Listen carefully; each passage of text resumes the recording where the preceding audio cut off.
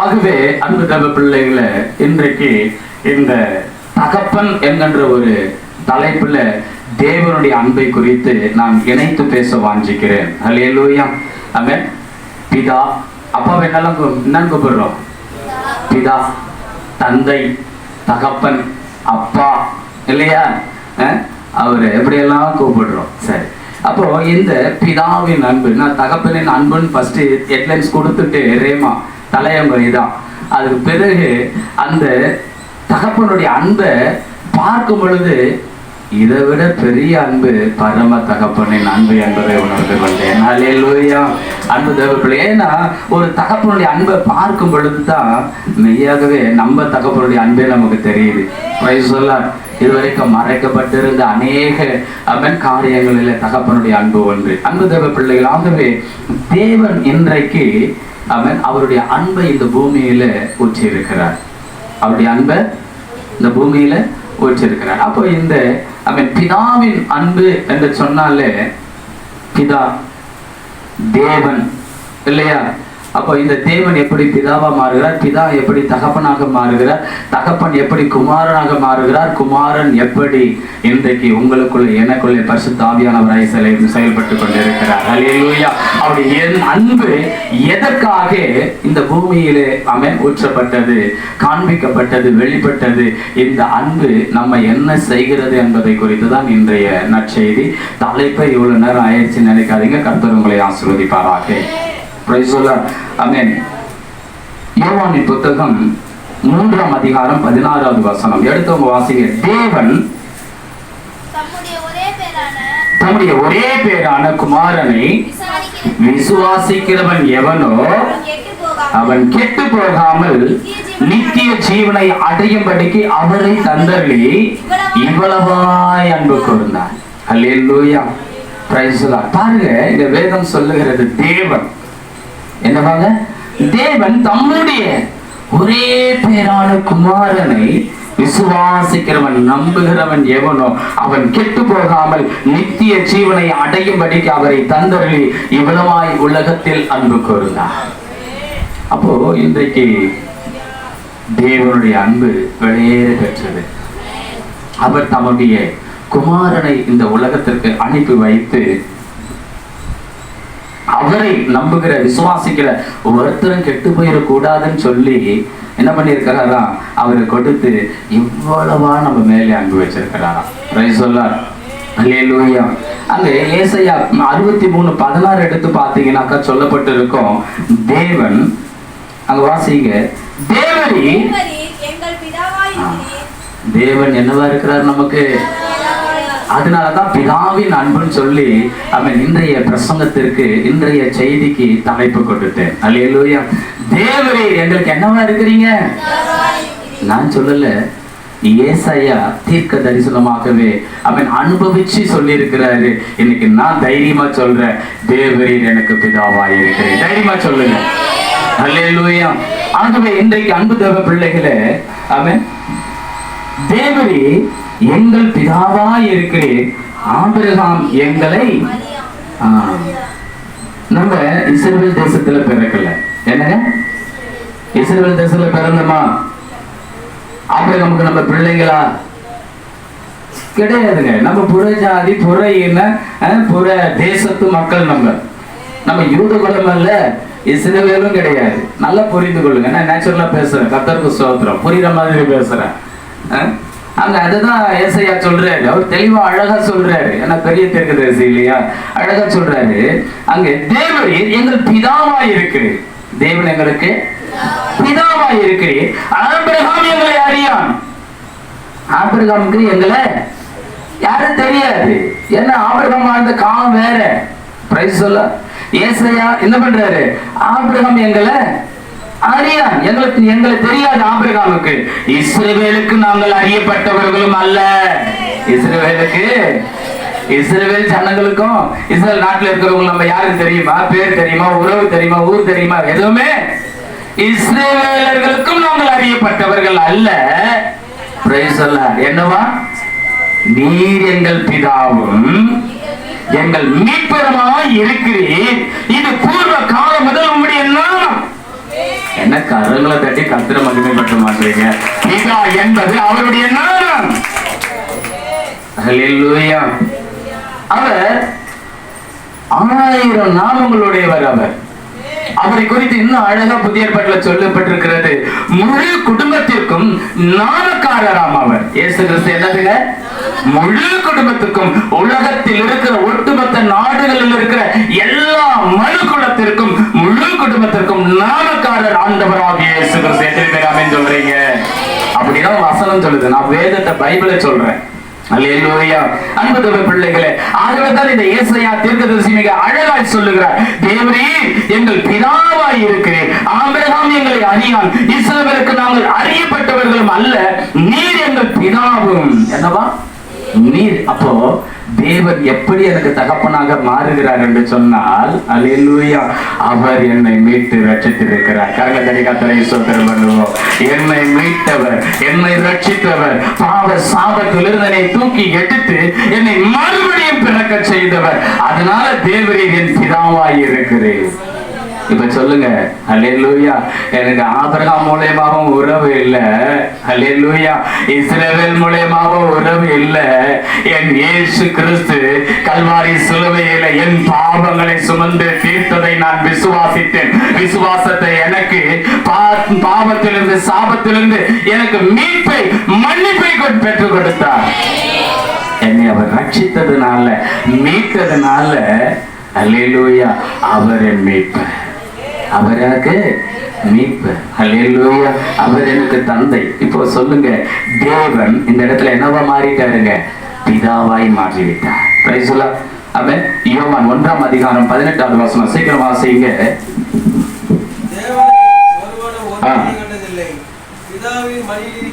தேவனை ஒருவனும் ஒரு காலம் கண்டதில்லை, பிதாவின் மடியில் இருக்கிற குமாரனே அவரை வெளிப்படுத்தி இருக்கிறார். நல்லா புரிந்து கொள்ளுங்க. இந்த உலகத்துல அன்பு தேவ பிள்ளைகள, தேவன் இப்படிதான் இருப்பாருன்னு சொல்லி யாருக்கும் தெரியாது.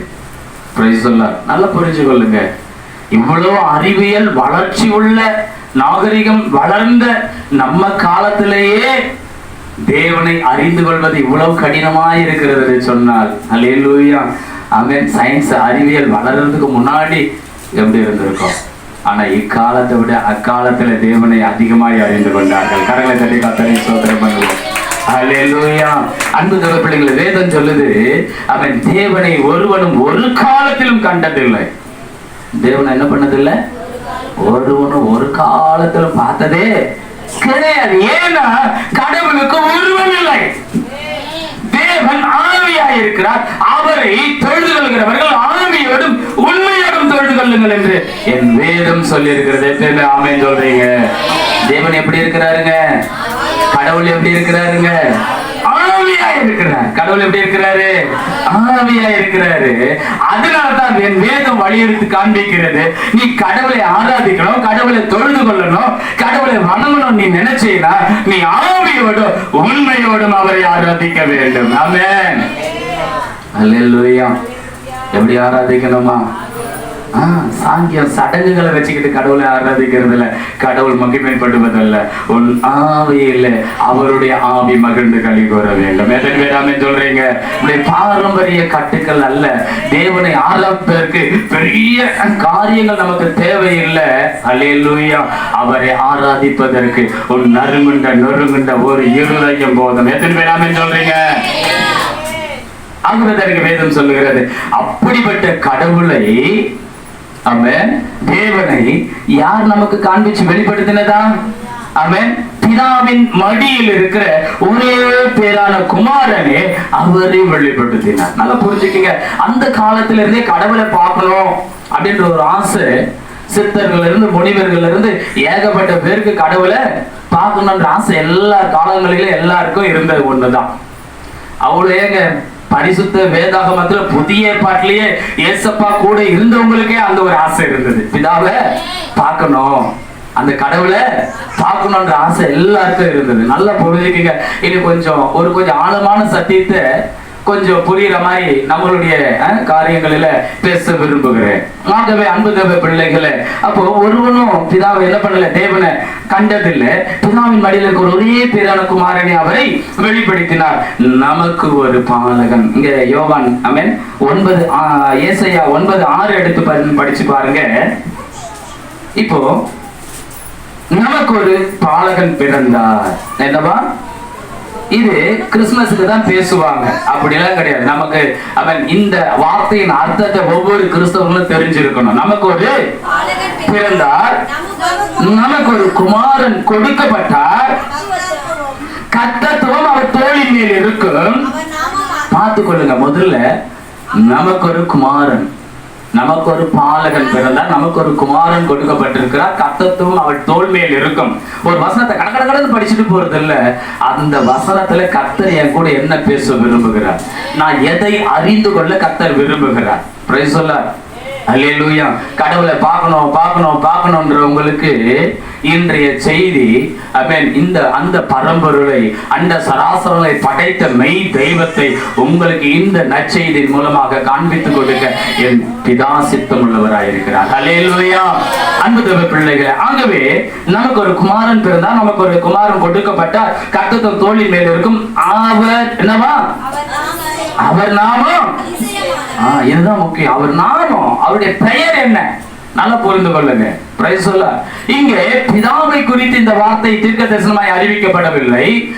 குமாரனை குறித்து சொல்லப்பட்டிருக்கிற ஒரு நற்செய்தி, குமாரனை குறித்து சொல்லப்பட்ட ஒரு தீர்க்க தரிசனமான வார்த்தை. அல்லேலூயா. சரி, இப்ப வாசிங்க. அவருடைய நாமம் ஃபர்ஸ்ட் அதிசயமானவர். அவருடைய நாமம் என்னங்க? அதிசயமானவர், ஆலோசனை. இரண்டாவது ஆலோசனை கர்த்தா, வல்லமையுள்ள தேவன். இது ரொம்ப முக்கியம். நித்திய பிதா, என்றென்றைக்கும் தகப்பனானவர். கண்ணை தெரி கர்த்தரை ஸ்தோத்திரம் பண்ணுங்க. அவர் நித்திய பிதா. Price the Lord. நித்திய பிதா. கடைசியில் சொல்லப்பட்டிருக்கு சமாதான பிரபு என்னப்படுவார். அல்லேலூயா. எனக்கு எத்தனையோ குடும்பத்துல சமாதானம் இல்லைங்க. உண்மையா இல்லையா? எத்தனையோ குடும்பத்துல சமாதானம் இல்ல, எத்தனையோ உள்ளங்களிலே சமாதானம் இல்ல, இல்லங்களிலே சமாதானம் இல்ல, சரீரத்திலே சமாதானம் இல்ல. ஒரு வியாதி வந்தா சமாதானம் போயிடுது, குடும்பத்துல பஞ்சம் வந்தா, கஷ்டம் வந்தா, வறுமை வந்தா சமாதானம் போயிடுது. என் இயேசு அந்த வீட்டுக்குள்ள, அந்த சரீரத்துக்குள்ள வந்தாருன்னா அவரு சமாதான பிரபு. அல்லேலூயா. சமாதானம் இல்லாத உங்கள் குடும்பங்களில, சமாதானம் இல்லாத உங்கள் உள்ளங்களில சமாதானத்தை கொடுக்கவே என் இயேசு வர விரும்புகிறார். அல்லேலூயா. சரி, இப்ப அவருடைய நாமம் என்ன? நித்திய பிதா. நம்ம என்ன கண்ணோட்டத்துல பார்த்துட்டு வரோம் இப்போ? Price the Lord. இப்போ பிதாவின் அன்பை குறித்து பார்க்க போறோம். அதுக்கு முன்னாடி உங்களுக்கு சில காரியங்களை நான் காண்பிச்சு கொடுத்துட்டு பிதாவுடைய அன்புக்குள்ள போக நான் விரும்புகிறேன். அன்பு தேவ பிள்ளைகளே, அப்போ தேவன் ஒரே பேரான குமாரனை விசுவாசியவனும் கெட்டு போக நித்திய ஜீவனை அளிக்கும்படி அவரை தந்தரில் இவ்வளவாய் உலகத்தில் தேவன் நம்ம இந்த உலகத்துல என்ன பண்ணாராம்? அன்பு கூர்ந்தார். இப்போ தேவனை ஒருவனும் ஒரு காலம் பார்த்ததில்லை. அவர் சொந்த குமாரனே நம்மளுக்காக கொடுத்தாரு. அப்படிப்பட்ட கடவுளை நான் பார்க்க வேண்டாவான்னு சொல்லி அவரை தேடி பார்த்தா ஒருத்தரும் அவரை பார்க்கல. நல்லா புரிஞ்சுக்குங்க. இப்போ அவருடைய மடியில இருக்கிற ஒரே பேரான குமாரன், அவர் தான் அவரை பிதாவை காண்பிச்சு கொடுக்கும்படி இந்த உலகத்துல கடைசி காலத்துல வெளிப்பட்டார். வெளிப்பட்ட அவருடைய பேர் என்னன்னு பாத்தீங்கன்னா நித்திய பிதா. புரியல, கொஞ்சம் குழப்பமா இருக்கு. கர்த்தருக்கு சோதரன், நான் தெளிவா சொல்றேன். இவர் பேர் என்னவா? நித்திய பிதா. அல்லேலூயா. இங்க யோவானுக்குள்ள வாங்க. யோவான் கொஞ்சம் அழகா சொல்லுவார் அந்த இடத்துல. பிலிப்பு இதே டவுட் பிலிப்புக்கு இருக்குது. யோவான் 14:8. பிலிப்பு அவரை நோக்கி, ஏசப்பாவை நோக்கி, ஆண்டவரே பிதாவை எங்களுக்கு காண்பிக்கும், அது எங்களுக்கு போதும்பா. அப்பா, உங்க கூட 3.5 வருஷமா நாங்க ஊழியம் செய்யறோம். நீங்க எப்ப பாரு பிதாவின் சித்தத்தை நிறைவேற்றவே வந்தேன், பிதாவின் சித்தத்தை நிறைவேற்றவே வந்தேன்னு சொல்லிட்டு இருக்கிறீங்க. அந்த எங்கள் முன்னோர்கள் வழிபட்டு வந்த, அந்த முன்னோர்களை வழிநடத்தி வந்த அந்த பிதாவை எங்களுக்கு காண்பிச்சிட்டீங்கன்னா அது போதும் ஆண்டவரே எங்களுக்கு. Price the Lord. பிலிப்பு கேட்கிறாரு. அன்பு தேவ பிள்ளைகளை, அங்க வேதத்துல ஏசப்பா மிக அழகா சொல்றாரு. நமக்காக கொடுக்கப்பட்ட குமாரன் இயேசு சொல்றாரு பிலிப்புக்கு. அடுத்த வசனத்தை வாசிங்க. சத்தமா, அதற்கு இயேசு, பிலிப்புவே, இவ்வளவு காலம் நான் உங்களுடனே இருந்தும் நீ என்னை அறியவில்லையா? அல்லேலூயா. இவ்வளவு காலம் ஏசப்பாவை ஆராதிச்சிட்டு இருக்கிறோம், துதிச்சிட்டு இருக்கிறோம், மகிமைப்படுத்திட்டு இருக்கிறோம். இந்த ஏசப்பா யாருன்னு இன்னும் கண்களுக்கு புலப்படலையா? இந்த உலகத்துக்கு வேணா தெரியாம போகட்டுங்க, அது பரவாயில்ல. இந்த உலகத்துல இருக்கிறவங்க சொல்லுவாங்க, ஏசப்பாவுக்கே ஒரு கடவுள் இருந்தார் தெரியுமா, ஏசப்பாவே ஒருத்தரை நோக்கி ஜெபம் பண்ணியிருந்தார் தெரியுமா அப்படின்னு சொல்லுவாங்க. நான் இந்த உலகத்தை குறித்து பிரசங்கம் பண்ண வரவில்லை, அதற்காக என்ன அபிஷேகத்தை செலவழிக்க போவதும் இல்லை. அல்லேலூயா, அல்லேலூயா. என்ன சொன்னாலும் சரி, ஏது சொன்னாலும் சரி, அவன் நான் சொல்லுகிற அவன் ஒரு வார்த்தை, அன்பு தேவ பிள்ளைகளை, இந்த உலகம் 1000 சொல்லட்டும், இந்த உலகம் 1000 சொல்லட்டும் என் இயேசுவை குறித்து, ஆனால் என் வேதம் என்ன சொல்லுகிறதோ அது மாத்திரமே சத்தியம். அங்கதான் ஏசப்பா சொல்றாரு, இவ்வளவு காலம் நான் உன் கூடவே இருக்கிறேன்ப்பா. அல்லேலூயா. சொல்லிட்டு சொல்றாரு, கூடவே இருக்கிறேன்னு. அவன் இருந்தும் நீ என்னை அறியவில்லையா? இன்னுமே என்ன அறியலையா அப்படி சொல்லிட்டு கேட்கிறாரு. என்னை கண்டவன் பிதாவை கண்டான், அப்படி இருக்க பிதாவை காண்பியும் என்று நீ எப்படி என்னிடத்துல கேட்கிறாய்? இப்ப புரிஞ்சுச்சுங்களா? எத்தனை பேர் புரிஞ்சது? புரிஞ்சவங்க மாத்திரம் ஒரு ஆமென் சொல்லுவாங்க. என்னை கண்டவன் பிதாவை கண்டான் என்று இயேசு கிறிஸ்து சொல்லுகிற அவன் தாற்பயம் என்ன, அதனுடைய சத்தியத்தின் ஆழம் என்ன? அன்பு தேவ பிள்ளைகளே, அவன் பிரைஸ் சொல்லாங்க. வேதம் அழகாய் சொல்லுகிறது. அதனுடைய யோவான் 1ஆம் அதிகாரம் 1வது வசனத்தை வாசிங்க. அவன் என்னை கண்டவன் பிதாவை கண்டான். அல்லேலூயா. பிதாவுடைய அன்பை நம்ம பார்க்கிறதுக்கு முன்னாடி அந்த பிதா எப்படிப்பட்டவராய் இருந்து எப்படிப்பட்டவராய் இந்த கடைசி காலத்தில் குமாரனாய் வெளிப்பட்டு இருக்கிறார், இந்த சத்தியத்தை நாம் அறிந்து கொள்ள வேண்டும். அல்லேலூயா. ஒன்னு வாசிமா. ஆதியிலே வார்த்தை இருந்தது. பாருங்க, ஆதியாகமம் 1:1 போய் பார்த்தீங்கன்னா, ஆதியிலே தேவன் வானத்தையும் பூமியும் சிருஷ்டித்தார். 2வது வசனம் சொல்லும், ஆவியானவர் ஜலத்தின் மேல் அசைவாடி கொண்டிருந்தார். கரங்களை தட்டி கர்த்தரை ஸ்தோத்திரம் பண்ணுங்க. பெரிய ரகசியம். அல்லேலூயா. அந்த 1வது அதிகாரத்துக்கும் 2வது அதிகாரத்துக்கும் பெரிய ஒரு இடைவெளி இருக்கிறது. பெரிய ஒரு காரியங்களே மாற்றப்பட்டுகிறது. அன்பு தப பிள்ளைகளை, ஒரு யுகம் போயிட்டு இன்னொரு யுகம் ஆரம்பிக்கிறது. அவ்வளவு புதைப்பொருள் ரகசியம் அதுக்குள்ள இருக்கு. அதை குறித்து பிரசங்கம் பண்ணலாம், அது தனியா ஆவியாரோட பாதத்துல உட்கார்ந்து கொண்டு வந்துதான் பிரசங்கம் பண்ணணும். அந்த ஆதியாகமம் 1:1க்கும் 1:2க்கும் உள்ள இடைப்பட்ட காலத்தை பிரசங்கம் பண்ண. ஏன்னா அது தூதர்கள் இடைப்பட்ட காலம், இந்த பூமியை ஆண்டு கொண்டிருந்த காலம் அதுல வரும். சரி, அதுக்குள்ள போக வேணாம். கர்த்தருக்கு ஸ்தோத்திரம். அன்பு தேவ பிள்ளைகளுக்கு 1:1 சொல்லுகிறது. அவர் சொல்றாரு, ஆதியிலே வார்த்தை இருந்தது. என்ன இருந்ததுங்க? ஆதியில் என்ன இருந்ததுங்க? பிரைஸ் அல்லாஹ். அந்த ஆதியாகமத்தை அப்படி திருப்பி பார்த்தீங்கன்னாக்கா, எந்த இடத்திலும் கடவுள் அவன் என்ன பண்ணலைங்க? சரீரத்தின்படி வெளிப்படலை, தோற்றத்தின்படி வெளிப்படலை. பிதா அப்படி வெளிப்பட்டாரா? எங்கன்னா சொல்லப்பட்டிருக்கா? அல்லேலூயா. அவர் வார்த்தையை மட்டும்தான் அங்க கேட்கப்படுகிறது. அவர் என்ன பண்றாரு? ஒளி உண்டாகட்டுன்றாரு, ஒளி உண்டாகுது. நட்சத்திரங்கள் உண்டாகட்டுன்றாரு, சந்திரன் சூரியன் உண்டாகட்டுன்றாரு, உண்டாக்கப்படுகிறது. உண்மை ஆமாவா இல்லையா? அல்லேலூயா. இந்த பூமியில அவன் தண்ணீரில அவன் உயிருள்ள ஜீவ ஜந்துக்கள் உண்டாகுதுன்றாரு. சொன்னதும் அந்த சத்தம் வருது பூமியிலிருந்து, அந்த தண்ணீரிலிருந்து, கடல்ல இருந்து எல்லா ஜீவ ஜந்துக்களும் உண்டாகுகிறது. இந்த பூமியில பூண்டுகள் எல்லாம் உண்டாகுதுன்றாரு. அப்படி அதெல்லாம் முளைப்பிக்குது, பூமிக்கு உயிர் வருகிறது. அந்த வார்த்தை அந்த பூமிக்கு உயிர் கொடுக்கிறது, கடலின் மச்சங்களுக்கு உயிர் கொடுக்கிறது. எல்லா உயிரினங்களும் அவருடைய வார்த்தையினாலே உண்டாக்கப்பட்டு கொண்டே இருக்கிறது. கரங்களை தட்டி கர்த்தரை ஸ்தோத்திரம் பண்ணுங்க. அல்லேலூயா. எந்த இடத்திலும் அன்பு தேவ பிள்ளைகளை சரீரத்தை பார்க்க முடியாது, ஒரு உருவத்தை பார்க்க முடியாது.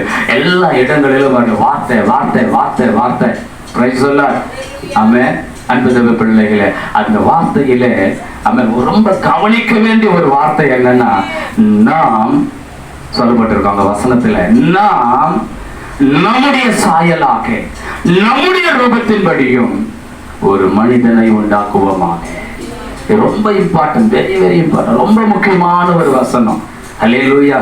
நாம் எங்க இப்போ தனி ஒரு ஆளா இருந்தா நான் சொல்லுவேன், நான் அப்படின்னு சொல்லுவேன். உண்மையா இல்லையா? நாம் என்னது? பன்மை. நல்லா புரிந்து கொள்ளுங்க. Price the Lord. பன்மையான ஒரு வார்த்தை. அப்போ அந்த இடத்துல பிரித்துவம் அடங்கி இருக்கிறது. ஹல்லேலூயா. பிதாவும் குமாரனும் ஆவியானவராகிய தேவனும் மூவரும் ஒன்றாய் இணைந்திருந்ததை அந்த வேத வாக்கியம் நமக்கு காண்பித்துக் கொடுக்கிறது. ஹல்லேலூயா. இன்னைக்கு உலகத்துல சில பேர் அறிவில்லாமையினால, வேத அறிவில்லாததுனால, சத்தியத்தை அறிகிற அறிவில்லாததுனால தர்க்கம் பண்ணிட்டு இருக்கிறாங்க. ஏசப்பா 2000 வருஷத்துக்கு இப்பதான் வந்தாரு, 2000 வருஷம் ஆகுது ஏசப்பா வந்துன்னு. இல்ல, அவர் உலகம் தோன்றுவதற்கு முன்பாகவே ஆதிக்கப்பட்ட தேவன், ஆட்டுக்குட்டியானவர் அவர். எத்தனை பேர் ஆமென் சொல்றீங்க? இல்ல, இந்த நீ பார்க்கிற, நீ வாழ்ந்து கொண்டிருக்கிற இந்த உலகம் தோன்றுவதற்கு முன்பாகவே அவர் இருக்கிறவராகவே இருக்கிறவர். எத்தனை பேர் ஆமென் சொல்றீங்க? அல்லேலூயா. இந்த உலகத்தை அவர் அஸ்திவாரம் போடும் பொழுது, ஆமென், சந்திரனையும் சூரியனையும் நட்சத்திரங்களையும் அவர் உண்டாக்கும் பொழுது, வார்த்தையினாலே உண்டாக்கும் பொழுது, ஆமென், பூமியும் அதன் நிறைவையும் உண்டாக்கும் பொழுது, கடலையும் அதனுடைய மச்சங்களையும் உண்டாக்கும் பொழுது, அல்லேலூயா, வார்த்தை வார்த்தை வார்த்தை இருந்தமே, அந்த வார்த்தை தான் தேவனாய் இருக்கிறார். கரங்களை தட்டி கர்த்தரை ஸ்தோத்திரம் பண்ணுங்க. அல்லேலூயா. ஆகவே தான் கிறிஸ்தவர்களாகிய நாம் சிலை வழிபாடுகளுக்கும் சொரூப வழிபாடுகளுக்கும் ஏன் விலகி இருக்க வேண்டும் என்று என் வேதம் அவன் அறிவுறுத்துகிறது என்று சொன்னால், தேவன் அவன் நீங்கள் ஆராதிக்கிற, நாம் ஆராதிக்கிற தேவன் ஆராதியாய் இருக்கிறார். எத்தனை பேர் ஆமென் சொல்றீங்க? அதனால ஏசப்பாவை தூக்கிட்டு வந்து ஒரு படத்திலேயோ ஒரு சொர்பத்திலேயோ நிக்க வச்சுக்கிட்டு ஆராதிச்சுக்கிட்டீங்கன்னா அது பேர் என்ன ஆயிடும்? சொரூப வழிபாடு ஆயிடும். நீங்க யாத்திராகமம் 20வது அதிகாரத்துல போய் வாசிச்சு பாத்தீங்கன்னா அது தெளிவா சொல்வாரு. அவன் இன்னும் கூட நான் உங்களை படிக்கணும்னு சொல்லல, நாங்க படிக்கிற சில புத்தகங்கள்ல ரோமன் கத்தோலிக்க பைபிள் இருக்கு, அதுல விடுதலை பயணம்னு வரும். நமக்கு யாத்திராக புத்தகம் வரும், அதுல விடுதலை பயணம்னு வரும். அதுல படிச்சீங்கன்னா அவ்வளவு அருமையா அந்த வசனம் சொல்லப்பட்டிருக்கும் 20வது அதிகாரத்துல. இங்க நம்ம பைபிள்ல, இங்க புரோட்டஸ்டன்ட் பைபிள் நம்ம யூஸ் பண்றோம், அந்த கத்தோலிக்க பைபிள்ல சொல்லப்பட்டிருக்கும். இங்க சொல்லப்பட்டதை விட இன்னும் கொஞ்சம் டீப்பா, யாதொரு சொர்க்கத்தை ஆகிலும் விக்கிரகத்தை ஆகிலும் சொல்லிட்டு யாதொரு வர்ணம் தீட்டப்பட்ட ஓவியத்தை ஆகிலும் உண்டாக்க வேண்டாம் என்று சொல்லப்பட்டிருக்கும். ஆமென் சொல்றீங்களா? அல்லேலூயா. ஆமென். அப்படிப்பட்ட ஒரு மகத்துவமான மகிமையான எரிகிற அக்கினி ஜுவாலை உள்ள அவன் ஆவியாய் இருக்கிற ஒரு தேவனை நாம் ஆராதித்துக் கொண்டிருக்கிறோம். அவரை ஒரு உருவத்திற்குள்ள, ஒரு சுரூபத்துக்குள்ள அவரை அடக்கி வைக்க முடியாது. தாவீது தேவனுக்கு ஆலயம் கட்ட முயற்சி பண்ணும் பொழுது தேவன் ஆபிரகாமை தாவீதை குறித்து கேட்கிறாரு, நான் உனக்கு ஆலயத்தை கட்ட சொல்லி சொன்னா கேட்கிறாரு, நான் உனக்கு ஆலயத்தை கட்ட சொன்னப்பா, பிரைஸ் சொல்ல, நான் உனக்கு ஆலயத்தை கட்ட சொன்னா, சரி அப்படியே நீ எனக்கு ஆலயத்தை கட்டணும் வேணும்னா நீ எப்படிப்பட்ட ஆலயத்தை கட்டுவாய்? என்னவா சொல்லுங்க, எப்படிப்பட்ட ஆலயத்தை நீ எனக்கு கட்ட முடியும்? சொல்லிட்டு சொல்றாரு, வானம் எனக்கு சிங்காசனம். என்னவா? ஹல்லேலூயா, ஹல்லேலூயா, ஹல்லேலூயா. வானம் எனக்கு சிங்காசனம், பூமி எனக்கு பாதபடி, நீ எனக்கு எப்படிப்பட்ட வீட்டை கட்ட முடியும் என்று தாவீது கத்த கேட்கிறார். ஹல்லேலூயா. அவ்வளவு மகிமையுள்ள மகத்துவம் உள்ள தெய்வத்தை ஆராதித்துக் கொண்டிருக்கிறோம். வானத்துல உட்கார்ந்துகிட்டு தன்னுடைய பாதங்களை பூமி மேலே வைத்திருக்கிறவரை ஆராதித்துக் கொண்டிருக்கிறோம். ஆமென் சொல்லுவீங்களா? அப்படிப்பட்ட ஒரு சர்வ வல்லமை உள்ள தேவனை ஆராதித்துக் கொண்டிருக்கிறோம். ஹல்லேலூயா. அன்புள்ள பிள்ளைகளே, ஆகவே தான் தெளிவாய் சொல்லுகிறேன், என் இயேசு அவர் மனிதனாய் இந்த பூமியில பிறந்தது தான் 2000 வருஷம். என் தேவன், நான் ஆராதிக்கிறேன் தகப்பன், என் பிதா, என்னுடைய அமீன் ஆண்டவர், அமீன் இந்த உலகம் தோன்றுவதற்கு முன்பாகவே இருக்கிறவராகவே இருக்கிற ஒரு தெய்வம். எத்தனை பேர் ஆமென் சொல்றீங்க? ஆகவே தான் அமீன் அவரை நான் ஆராதிக்கும் பொழுது ஆவியோட உண்மையோட ஏன் ஆராதிக்கிறேன்? அவர் இருக்கிறவராகவே இருக்கிற தெய்வன். என் சத்தத்திற்கு, என் ஜபத்திற்கு, என் கூப்பிடுவதற்கு இன்றைக்கும் என்றைக்கும் அவர் பதில் கொடுக்கிறவராய் இருக்கிறார். ஹல்லேலூயா. அன்புள்ள பிள்ளைகளே, அப்படிப்பட்ட ஆமென் பிலிப்புக்கு அவர் பதில் சொல்றாரு, பிலிப்பே, நான் இவ்வளோ காலம் கூட இருந்தேன்ப்பா, இன்னும் நீ என்ன அறிஞ்சிக்கலையா? இன்னும் எப்பதான் நீ என்ன அறிந்து கொள்ளுவ? அன்பு தேவ பிள்ளைகளை, வாழ்கிற இந்த ஒரு வாழ்க்கையில நீங்களும் நானும் ஆராதித்து கொண்டிருக்கிற தெய்வம், நீங்களும் நானும் ஆராதித்து கொண்டிருக்கிற தேவன், நீங்களும் நானும் ஆராதித்து கொண்டிருக்கிற அமேன் கடவுள் யார் என்பதை நாம் அமேன் இந்த பூமியில வாழும் பொழுது கண்டுபிடித்துக் கொள்ள வேண்டும். ஹல்லேலூயா. அந்த ஆதிகாமத்துல அவர் மனிதனை சிருஷ்டிக்கும் பொழுது அமேன் அவருடைய திரித்துவம் வெளிப்படும். நாம் என்று சொல்லுவார், நாம் நம்முடைய சாயலாக மனிதனை உண்டாக்குவோமாக, அவருடைய சாயலாக. ஹல்லேலூயா. அன்பு தேவ பிள்ளைகளை, இப்ப சொல்லுங்க ஆமென். அவர் மூவரும் ஒன்றாயிருக்கிறார்கள், மூவரும் ஒன்றாயிருக்கிறார்கள். அல்லேலூயா. அன்பு தேவ பிள்ளைகளை, ஆமென். ஒவ்வொருவருக்கும் ஆமென் தனித்துவம் இருந்தாலும், ஆமென், ஒவ்வொருவருக்கும் தனித்துவம் இருந்தாலும் மூவரும் ஒன்றாயிருக்கிறார்கள், ஒன்றாய் செயல்பட்டு கொண்டிருக்கிறார்கள். எத்தனை பேர் ஆமென் சொல்றீங்க? அந்த மகா பரிசுத்தமான தெய்வத்தை தான், அந்த தெய்வம் நமக்கு தகப்பனாய் மாறினதை தான் இன்றைக்கு நாம் என்ன பண்ணிட்டு இருக்கிறோம்? தியானித்துக் கொண்டிருக்கிறோம். அன்பு தேவ பிள்ளைகளை, ஆகவே தான் இங்க வேதம் சொல்லுகிறது, ஆதியில் என்ன இருந்ததாங்க? எந்த ஆதியில? இந்த உலகத்தை உண்டாக்கும் பொழுது, மனிதனை சிருஷ்டிக்கும் பொழுது, பூமியை உண்டாக்கும் பொழுது, வானத்தை உண்டாக்கும் பொழுது, சர்வ சேனைகளை உண்டாக்கும் பொழுது என்னதான் இருந்ததுன்னா, ஆதியில வார்த்தை மாத்திரமே இருந்தது. மறுபடியும் சொல்றேன், இந்த உலகத்தையும் அண்ட சராசரங்களையும் உண்டாக்கும் பொழுது வார்த்தை மாத்திரம் தான் இருந்தது. அல்லேலூயா. இன்னைக்கு அந்த வார்த்தை தான் இன்னைக்கு உங்க கையில என் கையில கொடுக்கப்பட்டு இருக்கு. இன்னைக்கு இந்த வார்த்தையை எத்தனை பேர் ஆமென் மகிழ்ச்சியா மகிழ்ச்சியா மகிழ்ச்சியா இன்னைக்கு இந்த வார்த்தை எத்தனை பேர் இந்த வார்த்தைக்காக அவளோட வாஞ்சியோட இருக்கிறீங்க அறிந்து கொள்ள. Price the Lord. அன்பு தேவ பிள்ளைகளே, இப்ப தொடர்ந்து வாசிமா. ஆமென். அந்த வார்த்தை தேவனிடத்தில் இருந்தது, அந்த வார்த்தை தேவனாய் இருந்தது. என்னவா? அந்த வார்த்தை என்னவா இருந்தது? ஹல்லேலூயா. ஆதியிலே வார்த்தை இருந்தது, அந்த வார்த்தை தேவனிடத்தில் இருந்தது, அந்த வார்த்தை தான் தேவனாய் இருந்தது. கர்த்தரை மகிமைப்படுத்துங்க. Price the Lord. அந்த ஆதியில நம்ம கேள்விப்பட்டுக்கிட்டே வரோமே. ஆமென். Price the Lord. நோவாவோடு பேசின அந்த வார்த்தை, ஆதாமோடு தோட்டத்துல பேசின அந்த வார்த்தை, அல்லேலூயா. ஆமென். மனிதர்களை சிருஷ்டிக்கும் பொழுது அவர்களுக்குள்ளவே பேசின, நாம் நம்முடைய சாயலாக உண்டாக்குவோம் மனிதனை சொல்லி பேசிக்கொண்ட அந்த வார்த்தை தாங்க தேவனாய் இருந்தது. ஆமென் சொல்லுங்க. அல்லேலூயா. இப்ப அந்த வார்த்தை என்னவா மாறுதுன்னா, அதுல 14 வாசியமா, அந்த வார்த்தை மாம்சமாகி கிருபையினாலும் சத்தியத்தினாலும் நிறைந்தவராய் நமக்குள்ளே வாசம் பண்ணினார். அவருடைய மகிமையை கண்டோம், அது பிதாவுக்கு ஒரே பேரானவருடைய மகிமையை ஏற்ற மகிமையாய் இருந்தது. கரங்களை தட்டி கர்த்தரை மகிமைப்படுத்துங்க. ஹல்லேலூயா. பாருங்க, அந்த வார்த்தை இப்ப என்னவா மாறிடுச்சா? ஹலோ, இருக்கீங்களா? அப்ப ஏசப்பா, ஹலோ இருக்கீங்களா? இந்த பூமியில ஆமென் ஏசப்பா மனிதனாய் வந்து 2000 வருடங்கள் ஆகுது இல்லையா? எனக்கு ஏசப்பாவை ஆமென் இன்றைக்கு தந்தையாக கடவுளாக ஆராதிச்சு தொழுது கொண்டிருக்கிற நமக்கு ஆழமான சத்தியம் தெரியணும்னா, அவர் தான் ஆதியில் இருந்த வார்த்தை. கரங்களை தட்டி கர்த்தரை ஸ்தோத்திரம். அல்லேலூயா. ஆதியில் அவர் வார்த்தையாக வந்தார், வார்த்தையாக இடைப்பட்டார், வார்த்தையாக வெளிப்பட்டு கொண்டு வந்தார். Price the Lord. இந்த கடைசி காலத்துல அந்த வார்த்தை மாம்சமாக மாறுகிறது. அல்லேலூயா. மாம்சமாக மாறுகிறது. அங்க சொல்லப்பட்டிருக்கிறது, கிருபையினாலும் சத்தியத்தினாலும் நிறைந்தவராய். எப்படியா? கிருபையினாலும் சத்தியத்தினாலும் நிறைந்தவராய் நமக்குள்ளே வாசம் பண்ணினார். நமக்குள்ள எவ்வளோ பெரிய ஒரு தேவன். தாவீது கிட்ட இப்படி கேள்வி கேட்டவர், எப்பா நீ எனக்கு சர்ச்சை கட்ட போறியா? எனக்கு ஆலயம் கட்ட போறியா? நீ எவ்வளவு பெரிய ஆலயம் கட்டுவ? நான் வானத்துல உட்கார்ந்துட்டு இருக்கிறேனே, பூமி மேல என் பாதத்தை வச்சிட்டு இருக்கிற, நான் அவ்வளவு பெரிய ஆலயத்தை நீ கட்டிட முடியுமா? நான் ஏமாத்திர ஆண்டவர், நான் தாவீது சொன்ன ரொம்ப அழகா சொல்வாரு. அம்மன் உமக்கு ஆலயத்தை கட்டுறதுக்கு நான் ஏமாத்திரம், அம்மன் என் பிள்ளைங்க என் குடும்பம் ஏமாத்திரம். அல்லேலூயா. பிரைஸ் தி லார்ட் சொல்லிட்டு பரவாயில்ல ஆமென். உன் குமாரன் கட்டுவான். ஏன்னா உன் கை ரத்தக்கரை படிஞ்சிருக்கு. எனக்காக நீ நிறைய காரியங்களை செஞ்சிட்ட. அதனால உன் குமாரன். அல்லேலூயா, அல்லேலூயா.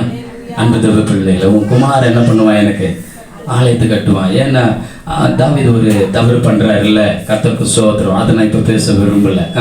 அதனால ஒரு தவறான காரியத்தை என்ன பண்ணிடுறாரு ஒருத்தனை யுத்தத்துல.